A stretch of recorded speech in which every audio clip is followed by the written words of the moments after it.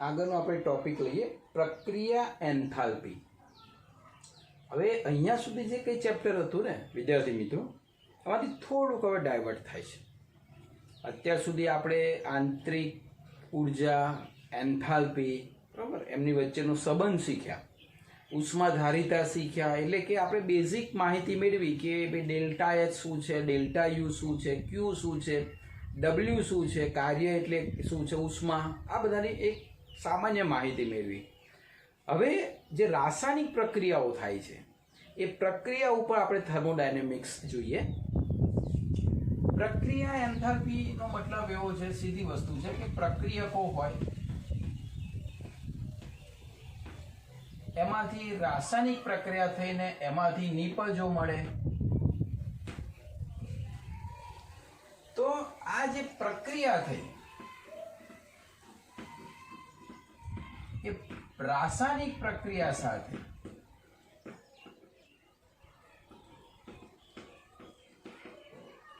સંકળાયેલ અથવા તો જોડાયેલ જે એન્થાલ્પીનો ફેરફાર છે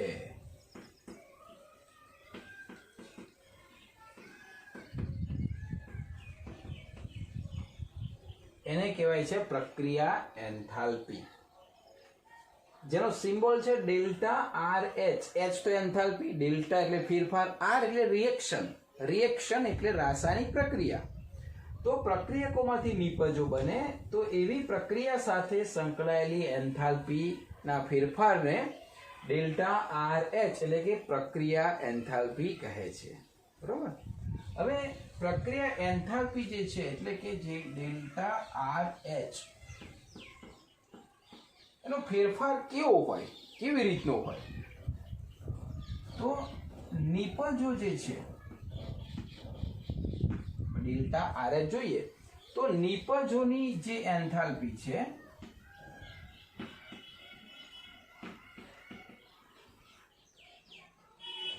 એનો સરવાળો,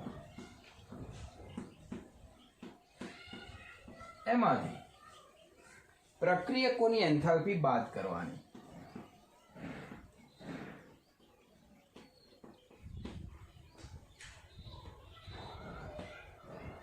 એનો સરવાળો એટલે કે ડેલ્ટા આર એચ. આના એક્ઝામ્પલ આવે છે, આપણે શીખવાના છે, સૂત્ર યાદ રાખી લેજો. ડેલ્ટા આર એચ એટલે કે કોઈ પણ પ્રક્રિયા સાથે સંકળાયેલી એન્થાલ્પી ફેરફાર, એટલે કે પ્રક્રિયા એન્થાલ્પી કેવી રીતે ગણાય? તો નિપજોની એન્થાલ્પીનો સરવાળો, નિપજો જેટલી હોય 2, 3, 4, 5 એ બધાની જ એન્થાલ્પીનો સરવાળો માઇનસ પ્રક્રિયકોની એન્થાલ્પીનો સરવાળો. બરાબર. એનું સૂત્ર આપણે આવી રીતે લખી શકીએ કે delta R H is equal to, સરવાળા માટે મેથેમેટિકમાં સિગ્મા સિમ્બોલ છે, તો સિગ્મા આઈ એ આઈ. બરાબર. અને એની જોડે આપણે એ આઈ જે છે એ હું સમજાવું છું શું છે, અને લઈએ આપણે એચ નિપજો માઇનસ સિગ્મા આઈ, અહીંયા લઈશું બી આઈ એચ પ્રક્રિયકો. હવે આ જે એ આઈ છે ને એ નિપજો જે છે 2, 3, 4 જેટલી આવેલી હોય નિપજોમાં, જેટલા પ્રોડક્શનમાં હોય એ બધાના તત્વયુગ્મિતીય અચળાંક છે. તત્વયુગ્મિતીય અચળાંક આપણે મોલ નથી લખતા, આપણે જ્યારે રાસાયણિક પ્રક્રિયા લખીએ છીએ આપણે પહેલા ચેપ્ટરમાં શીખ્યા એને બેલેન્સ કરતા હતા. બેલેન્સ વખતે કોઈક આંકડો લખતા હતા પરમાણુ સરખા કરવા માટે. તો એ જે મોલ આંકડો લખતા હતા એને કહેવાય તત્વયુગ્મિતીય ગુણાંક. તો એઆઈ જે છે નિપજોના તત્વયુગ્મિતીય ગુણાંક છે અને બીઆઈ છે એ પ્રક્રિયકોના છે. આપણે એક ઉદાહરણ લઈએ એટલે વધારે ખ્યાલ આવશે. ચલો, CH4 મિથેન વાયુ ગેસ ફોર્મમાં છે, ઓક્સિજનની હાજરીમાં એ પણ ગેસ ફોર્મમાં છે. એમાંથી રાસાયણિક પ્રક્રિયા થાય એટલે CO2 ગેસ ફોર્મની અંદર અને H2O લિક્વિડ ફોર્મમાં. આવું એક સમીકરણ બને. આપણે સમીકરણ જોયું, ઉદાહરણ પ્રક્રિયકો નિપજો. આ પ્રક્રિયકોથી આ નિપજો છે. બેલેન્સ કરીએ. H4 છે 2 વડે ગુણીશું. ઓક્સિજન 2 ને 2 4 થયા. 2 ઓક્સિજન છે તેને 2 વડે ગુણીશું. તો આ જે 2 લખ્યા ને મેં આ 2 અહીંયા 1 આ બધા છે એને કહેવાય તત્વ યુગ્મિતીય ગુણાંકો પ્રક્રિયકોને નિપજોમાં. હવે આ જે સમીકરણ છે એનું આપણે ડેલ્ટા RH લખીએ તો આવી રીતે લખાય ડેલ્ટા RH. આ સમીકરણ ફરી લખીશું અહીંયા એટલે અત્યારે લખતો નથી પણ સિગ્મા AIH નિપજો માઇનસ સિગ્મા BIH પ્રક્રિયકો. પેલા નિપજોના લખવાના છે બરોબર. તો ચોરસ કૌંસની અંદર આપણે HM આ m જે છે ને મોલર એન્થાલ્પી છે એટલે પ્રતિ મોલ. એટલે આપણે અહીંયા જે લખ્યું છે પ્રતિ મોલ છે એટલે જ્યારે 2 વખત 2 અહીંયા હશે તત્વયુગ્મિતીય તો એનો મતલબ 2 મોલ. તો એ સંખ્યાને આપણે 2 વડે ગુણીશું તો 2 મોલની આવશે જવાબ બરોબર. ઓકે તો HM કૌંસમાં કોની HM નિપજોમાં પહેલા CO2 એટલે અહીંયા કૌંસમાં લખીશું CO2 કયા ફોર્મમાં છે તો કે ગેસ ફોર્મમાં. આ જે HM લખ્યું એ CO2 ગેસ ફોર્મમાં આની એન્થાલ્પી લખી આપણે બરાબર. ત્યારબાદ બધી જ એન્થાલ્પીનો સરવાળો કરવાનો. નિપજોની બધી જ એન્થાલ્પી જો નિપજોમાં H2O છે પણ આપ સૌ જાણો છો કે 2 વડે 2 મોલ છે એટલે 2 વડે ગુણવા પડશે એટલે અહીંયા 2HM થઈ જશે. આ HM 1 મોલ માટે છે તો 2 મોલ માટે કોણ છે અહીંયા તો કે H2O કયા ફોર્મમાં છે લિક્વિડ ફોર્મમાં. ચલો નિપજો જેટલી હોય બધાનો સરવાળો કરવાનો. નિપજો 2 જ છે 2 લખી દીધી. હવે આ નિપજોનું કામ પૂરું થયું એટલે કે સિગ્મા AIH નિપજોનું કામ પૂરું મોલ સાથે લખી દીધા આપણે. બહુ સિમ્પલ છે. હવે લઈએ માઇનસ અહીંયા આવશે પ્રક્રિયકો. પ્રક્રિયકોમાં કોણ છે તો કે CH4 એટલે અહીંયા લઈશું HM કૌંસમાં CH4 કયા ફોર્મમાં છે ગેસ ફોર્મમાં પ્લસ અહીંયા 2 વડે ગુણવા પડશે એટલે કે 2HM કૌંસમાં O2 કયા ફોર્મમાં છે ગેસ ફોર્મમાં. તો અહીંયા પ્રક્રિયકો પણ પૂરા થયા એટલે કે આવું સૂત્ર આવ્યું. હા હવે પરીક્ષાની અંદર તમને 2 રીતના આ પ્રશ્નો પૂછાય છે. દાખલા એક આવું સમીકરણ આપેલું હોય અને તમને એવું કે સમીકરણની અંદર આમાં 1 2 3 ને 4 આ બધાની એન્થાલ્પી આપેલી હોય. એ એન્થાલ્પી ઉપરથી તમને એવું કે પ્રક્રિયાની એન્થાલ્પી ગણો એટલે તમારે અહીંયા જેની કિંમતો આપી CH4 ની એન્થાલ્પી અહીંયા લખવાની, ઓક્સિજનની ત્યાં લખવાની, H2O ની અહીંયા લખવાની, CO2 ની અહીંયા લખવાની. આ બધી એન્થાલ્પીનો સરવાળો કરવાનો, આનો સરવાળો કરવાનો, આમાંથી આ જથ્થાને બાદ કરી દેવાનો એટલે તમને આવશે. બીજી કઈ રીતે પૂછાય તમને પ્રક્રિયા એન્થાલ્પી આપેલી હોય, આની આપેલી હોય, આની આપેલી હોય, આની આપેલી હોય કે આની શોધો તો એની એન્થાલ્પી શોધાય. આ રીતે એક્ઝામ્પલ બહુ સિમ્પલ છે બરાબર. ખાલી કિંમતો મૂકવાની છે. સૂત્ર બહુ સિમ્પલ છે. ફરી ફાસ્ટ જોઈએ. પ્રક્રિયા એન્થાલ્પી કોને કહેવાય તો રાસાયણિક પ્રક્રિયા આવી રીતે થાય પ્રક્રિયકોમાંથી નિપજો બને. તો આવી પ્રક્રિયા સાથે સંકળાયેલ જે એન્થાલ્પી ફેરફાર છે એને ડેલ્ટા RH પ્રક્રિયા એન્થાલ્પી કહેવાય. તેનો સિમ્બોલ ડેલ્ટા RH. સૂત્ર નિપજોની એન્થાલ્પીનો સરવાળો માઇનસ પ્રક્રિયકોની એન્થાલ્પીનો સરવાળો. સૂત્ર ઇક્વેશન પ્રમાણે આવું લખાય ડેલ્ટા RH બરાબર સરવાળો એટલે કે સિગ્મા AIH નિપજો માઇનસ આ બેમાંથી કોઈ એક સૂત્ર જ લખવાનું છે સિગ્મા BIH પ્રક્રિયકો. આ ઉદાહરણ લઈએ એક્ઝામ્પલ. આવું તો કોઈ પણ સમીકરણ આપે તો તમારે પહેલા નિપજોના સરવાળો લખવાનો છે અને એમાંથી પ્રક્રિયકોની એન્થાલ્પીનો સરવાળો બાદ કરવાનો છે બરાબર. એટલે તમને ડેલ્ટા RH મળશે.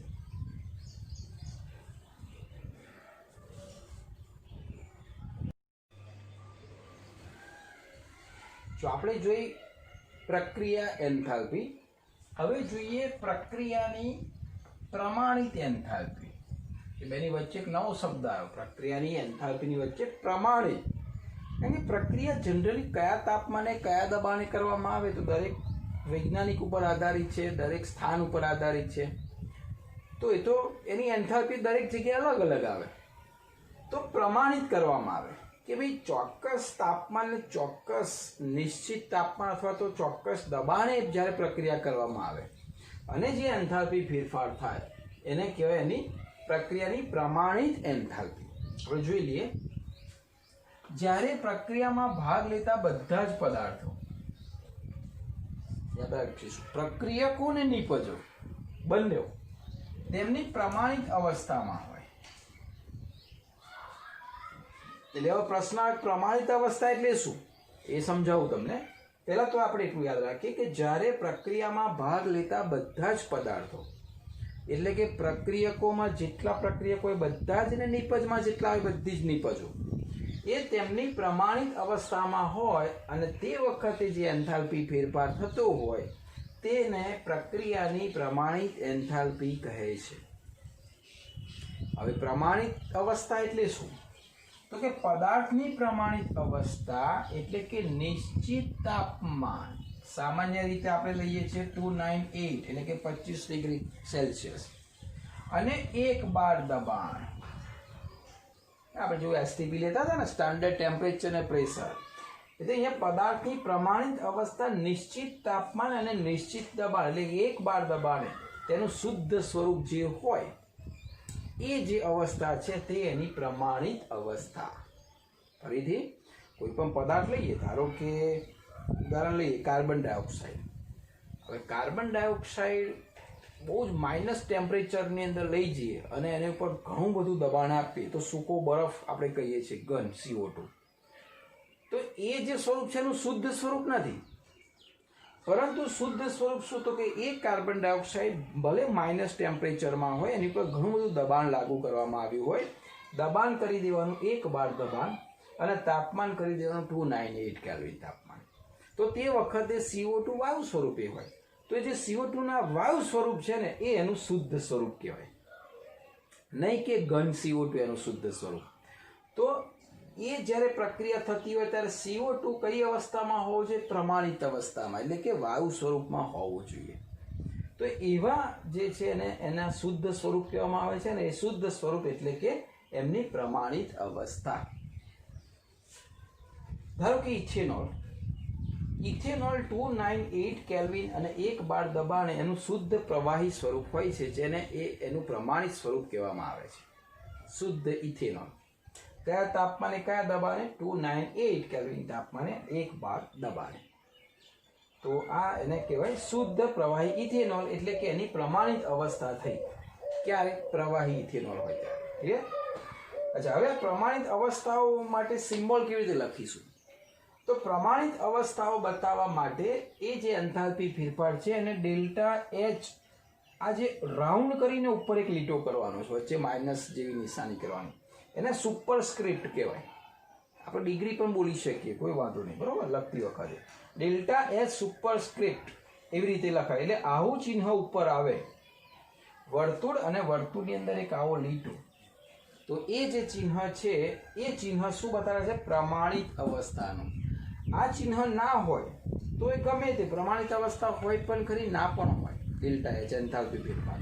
પણ જ્યારે ડેલ્ટા H ડિગ્રી અથવા તો આ સુપરસ્ક્રિપ્ટનું ચિહ્ન હોય ત્યારે સમજવાનું કે પ્રક્રિયાની પ્રમાણિત એન્થાલ્પી દર્શાવે છે.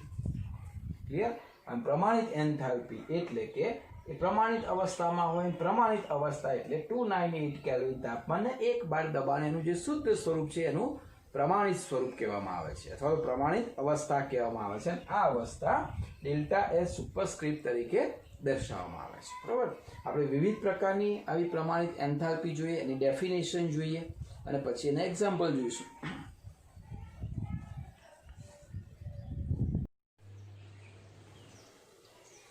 જો આપણે પ્રમાણિત એન્થાલ્પી શીખ્યા, એના પહેલા પ્રક્રિયા એન્થાલ્પી શીખ્યા.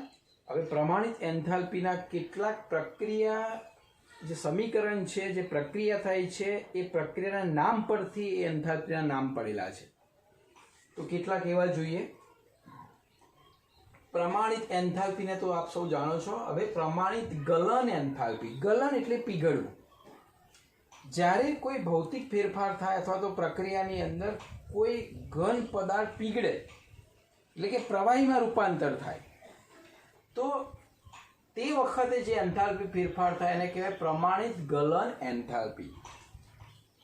એને સિમ્બોલમાં ડેલ્ટા ફ્યુઝન, ફ્યુઝન એટલે ગળવું, બરાબર? ગલન. તો ફ્યુઝન H અને આ સુપરસ્ક્રિપ્ટનો સિમ્બોલ આપ સૌ જાણો છો તેમ આ પ્રમાણિત દર્શાવે છે. તો ડેલ્ટા FUSH, તો FUS એટલે ગલન ફ્યુઝન. ઉદાહરણ લઈએ, H2O સોલિડ છે, બરફ છે, એને H2O લિક્વિડમાં રૂપાંતર કરવો છે. તો પ્રવાહ એ બરફ જ્યારે ઓગળી જાય સંપૂર્ણ રીતે અને જ્યારે લિક્વિડ ફોર્મમાં આવે અને તે વખતે પ્રમાણિત અવસ્થા હોય બરફની, બરાબર, તો બંને પ્રમાણિત અવસ્થામાં હોય ત્યારે જે આ ફેરફાર થાય છે તેને ડેલ્ટા ફ્યુઝન એન્થાલ્પી અથવા તો એને કહેવાય પ્રમાણિત ગલન એન્થાલ્પી કહે છે. તો આ વખતે +6 કિલો જૂલ મોલ ઇનવર્સ જેટલી ઉષ્માનો ફેરફાર થાય છે, એટલે એટલી ઉષ્મા ગ્રહણ કરે. એટલે એનો મતલબ કે કોઈ પાત્રની અંદર બરફ રાખેલો હોય, 1 મોલ બરફ રાખેલો હોય, એટલે કે 18 ગ્રામ બરફ લીધો હોય, તો એ બરફને સંપૂર્ણ રીતે ઓગળીને પ્રવાહીમાં રૂપાંતર કરવા માટે એને પર્યાવરણમાંથી 6 કિલો જૂલ જેટલી ઉષ્માની જરૂર પડશે. તો એ જે ફેરફાર થયો એ ફેરફાર ડેલ્ટા H ડિગ્રી અથવા ડેલ્ટા H ફ્યુઝન અથવા એને કહેવાય પ્રમાણિત ગલન એન્થાલ્પી, જે ધન જ હોય. કેમ કે બરફને પીગળવા માટે ક્યારે ઋણ એન્થાલ્પી નથી આવવાની, એને ઉષ્માનું શોષણ કરવું પડશે. તો એ ઉષ્માનું શોષણ કરશે એટલે કે delta H 6 kilo joule mall inverse થશે. વ્યાખ્યા એની આવી રીતે આપી શકાય, 1 મોલ ઘન પદાર્થ, કારણ કે ગલન કરવાનું છે એટલે ઘન પદાર્થ જોઈશું. 1 મોલ ઘન પદાર્થને તેની પ્રમાણિત અવસ્થામાંથી ગલન કરતા જે ઉષ્માનો ફેરફાર થાય તે ઉષ્માના ફેરફારને પ્રમાણિત ગલન એન્થાલ્પી કહે છે, અથવા તો મોલર ગલન એન્થાલ્પી પણ કહેવાય. મોલર એટલે પ્રતિ મોલ. ક્લિયર? ફરીથી ગલન એન્થાલ્પીની વ્યાખ્યા, 1 મોલ ઘન પદાર્થ લેવાનો છે, એ ઘન પદાર્થને એની પ્રમાણિત અવસ્થામાંથી ગલન કરવાનું. ગલન છે એટલે ઓગળશે, ઓગળશે એટલે પ્રવાહીમાં રૂપાંતર પામશે, તો એને એની પ્રમાણિત ગલન એન્થાલ્પી કહેવામાં આવે છે. એવી રીતે ગલનની જગ્યાએ હવે છે બાષ્પયન એન્થાલ્પી. પ્રમાણિત તો બાષ્પયન એટલે બાષ્પ બનવી, લિક્વિડમાંથી ગેસ રૂપાંતર, એને વેપોરાઇઝેશન કહેવાય, બાષ્પીભવન. એટલે કે ડેલ્ટા વેપોરાઇઝેશન H સુપરસ્ક્રિપ્ટ આવી રીતે લખાય, એટલે ડેલ્ટા વેપોરાઇઝેશન H ડિગ્રી તો પણ ચાલશે. જેમ કે H2O લિક્વિડ ફોર્મમાં છે અને H2O ગેસ ફોર્મમાં, તો પ્રવાહીમાંથી વાયુમાં ક્યારે રૂપાંતર થાય? બાષ્પીભવન થાય ત્યારે, એટલે એને ડેલ્ટા વેપોરાઇઝેશન H કહે છે. એ પણ પ્લસ હોય, બરાબર, તો એ 40, બરાબર, એટલે 40.79 કિલો જૂલ પ્રતિ મોલ. એટલે કે 1 મોલ એટલે 18 ગ્રામ પાણી લઈએ કોઈ પાત્રમાં, એને સંપૂર્ણ બાષ્પીભવન કરવું હોય તો એને પર્યાવરણમાંથી પ્રણાલીમાં કેટલી ઉષ્માની જરૂર પડશે? 40.79 કિલો જૂલ મોલ ઇનવર્સ. તો અહીંયા વ્યાખ્યા લઈએ તો કે 1 મોલ પ્રવાહી, અહીંયા ઘન પદાર્થ લીધો, અહીંયા પ્રવાહી છે, તો 1 મોલ પ્રવાહીને અચળ તાપમાને અચળ દબાણ હેઠળ બાષ્પયન કરવા માટે જરૂરી ઉષ્માને પ્રમાણિત બાષ્પન એન્થાલ્પી કહે છે. વ્યાખ્યામાં થોડું ડિફરન્ટ છે, બરોબર. 1 મોલ પ્રવાહી લેવાનો, 1 મોલ પ્રવાહીને અચળ તાપમાન ને અચળ દબાણ હેઠળ, અચળ દબાણ એટલે બહારનું વાતાવરણનું દબાણ છે 1 બાર, બાષ્પયન કરવા, એને બાષ્પયન કરવા માટે જે જરૂરી ઉર્જા છે એને કહેવાય, કેટલી ઉર્જા જરૂર છે? 40.79, એટલે કે એને કહેવાય છે જરૂરી ઉર્જાને પ્રમાણિત બાષ્પન એન્થાલ્પી ડેલ્ટા વેપોરાઇઝેશન H ડિગ્રી. ચલો, એવી રીતે ઉર્ધ્વપાતન એન્થાલ્પી ત્રીજા નંબરની. જેવી રીતે અહીં ગલન હતું, અહીં બાષ્પન હતું, અહીંયા ઉર્ધ્વપાતન. ઉર્ધ્વપાતન એટલે ઘન પદાર્થમાંથી પ્રવાહી ના બને, સીધું જ વાયુ બને.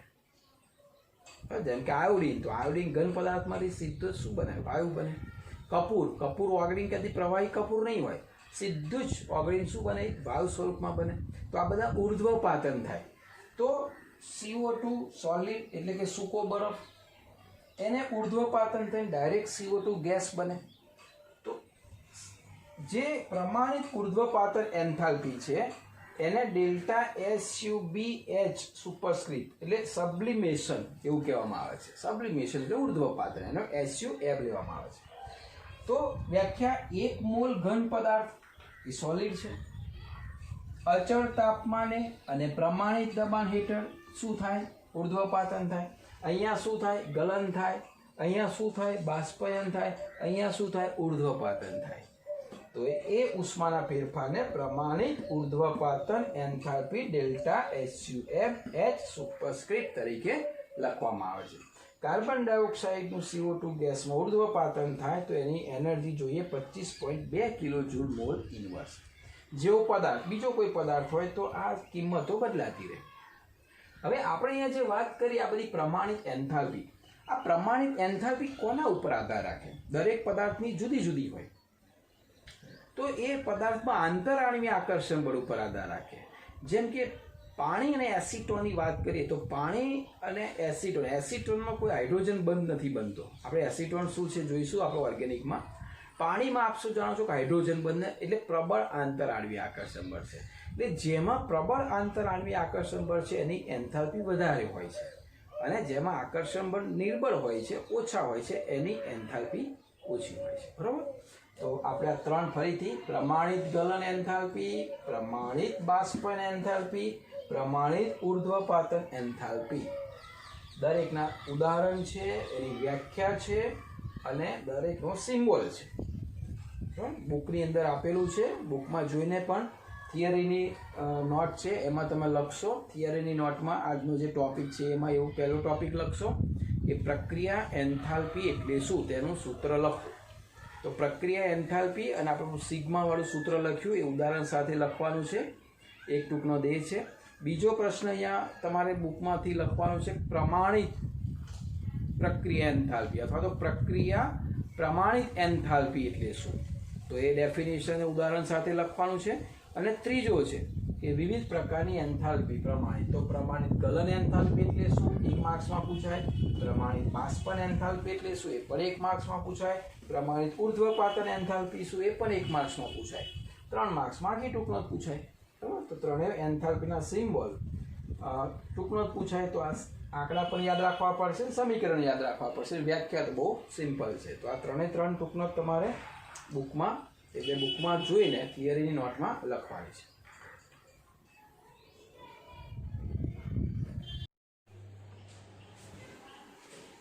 ચલો ઉદાહરણ એક્ઝામ્પલ આપેલું છે એ જોઈ લઈએ આપણે.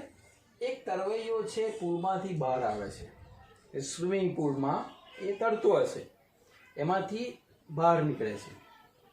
બહાર નીકળે છે ત્યારે તેનું શરીર પાણીની ફિલ્મથી ઢંકાયેલું છે. એટલે સીધો સ્વિમિંગ પુલમાંથી બહાર નીકળે એટલે શરીર ઉપર પાણીનું એક પાતળું સ્તર હશે, એનાથી એનું ઢંકાયેલું છે. તેનું વજન 18 ગ્રામ છે. પેલા વ્યક્તિનું નહીં ભાઈ, હા એનું 18 ગ્રામ નહીં. કોનું 18 ગ્રામ વજન? હા, જે એની ઉપર પાણીનું સ્તર છે ને એ પાણી બધું ભેગું કરીએ તો કેટલા ગ્રામ થાય છે? 18 ગ્રામ થાય છે. તો 298 કેલ્વિન તાપમાને પાણીનું બાષ્પીભવન કરવું છે. હવે એના શરીર ઉપરથી 298 કેલ્વિન તાપમાને ટોટલી પાણીનું બાષ્પીભવન કરવું છે. એટલે એને રૂમાલ કે ટુવાલથી કોળું નથી થવું, બહાર રહી સીધું બાષ્પીભવન કરી દેવું છે પાણીનું. તો કેટલી ઉષ્મા જોઈએ? અને 100 ડિગ્રી તાપમાને બાષ્પીભવનની આંતરિક ઉર્જા ગણો. અને પાણી માટે વેપોરાઇઝેશન એન્થાલ્પી એટલે કે પ્રમાણિત વેપોરાઇઝેશન બાષ્પન એન્થાલ્પી આપેલી છે. કેટલી છે? 40.66 એટલે 40.66 કિલો જૂલ મોલ ઇન્વર્સ. ક્યારે?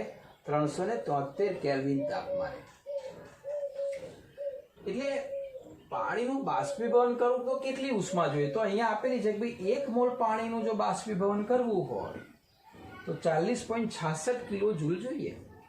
તો પહેલાં તો પાણીના મોલ શોધી નાખીએ એટલે ક્લિયર થઈ જાય. બરાબર? ચલો હવે અહીંયા પ્રક્રિયા આવી હશે કે H2O લિક્વિડ છે, એમાંથી તમારે H2 કયા ફોર્મેટમાં લઈ જવાનું છે? ગેસ ફોર્મમાં. આવી પ્રક્રિયા છે. આ પ્રક્રિયા માટે વજન ગણીએ તો પાણીનું વજનમાંથી સીધા મોલ જ ગણી નાખીએ ને, તો મોલ બરાબર વજન ભાગ્યા આણ્વીય દળ. વજન કેટલા ગ્રામ છે? 18 ગ્રામ. અને આણ્વીય દળ કેટલું? 18. એટલે કે કેટલો પાણીનો જથ્થો થયો? 1 મોલ થયો. તો આ રહ્યો જવાબ પહેલો તો કે ભાઈ બાષ્પીભવન કરવા માટે કેટલી ઉષ્મા જોઈએ? તો આના જેટલી. કારણ કે 1 મોલ જ છે, પ્રતિ મોલ છે, એટલે 40.66 કિલો જૂલ જોઈએ. હવે આંતરિક ઉર્જા કેટલી જોઈએ? આટલું બાષ્પીભવન થાય તો એની આંતરિક ઉર્જા કેટલી? તો આંતરિક ઉર્જા માટેનું સમીકરણ અહીંયા લખીએ કે આંતરિક ઉર્જા કેવી રીતે એમાં પાય. તો આંતરિક ઉર્જા એટલે કે ડેલ્ટા યુ. હા, અહીંયા લખીએ. ચલો, તો કે છે ડેલ્ટા યુ માટે એક સૂત્ર આપણે આવું શીખ્યા, ડેલ્ટા એચ બરાબર delta U plus delta N G R T. કારણ કે એચ આપેલો છે જો આપણને, તો આના ઉપરથી તો આંતરિક ઉર્જાનું એક જ સૂત્ર શીખ્યા આપણે. તો ડેલ્ટા યુ બરાબર ડેલ્ટા એચ, હવે અહીંયા પ્રમાણિત જ લઈશું બધા, બરાબર. એચ આ પેલી બાજુ જાય એટલે minus delta N G R T. ચલો કિંમતો મૂકી દે. ડેલ્ટા એચ આપેલા છે, કેટલી આપેલા છે આપણને? 40.66 એકમો લખતો નથી, બરાબર. ચલો માઇનસ ડેલ્ટા એન લખીશું, આર લખીશું. આર તો તમને ખબર હશે 8.314 ઇન્ટુ 10⁻³ કેમ? કારણ કે આ કિલો જૂલમાં છે, કિલો જૂલમાં છે એટલે આર પણ કિલો જૂલમાં જોઈએ. તો 8.314 જૂલ છે, તેને કિલો જૂલમાં ફેરવી દીધા, બરાબર. અને તાપમાન આપણને કેટલા ક્યારે કહ્યું છે? 373 કેલ્વિન તાપમાન, એટલે 373 કેલ્વિન તાપમાન. હવે આવ્યો ડેલ્ટા એન શોધવાનો. તો delta n is equal to n p minus n r. નિપજોના મોલ વાયુ રૂપમાં, તો કે 1, પ્રક્રિયકોમાં વાયુ રૂપ 1 પણ નહીં. ડેલ્ટા એન 1 આવ્યો એટલે અહીંયા 1 મૂકી દઈએ, બરાબર. તો 40.66 માઇનસ આનો જવાબ છે 3.10. તો ડેલ્ટા યુ જે આવશે એ 37.56 કિલો જૂલ મોલ ઇન્વર્સ આવશે ડેલ્ટા યુ, બરાબર. તો આ રીતે એક્ઝામ્પલ ગણા સૂત્ર આપણે આ શીખી ગયા છે, આપણે શીખી ગયા છે.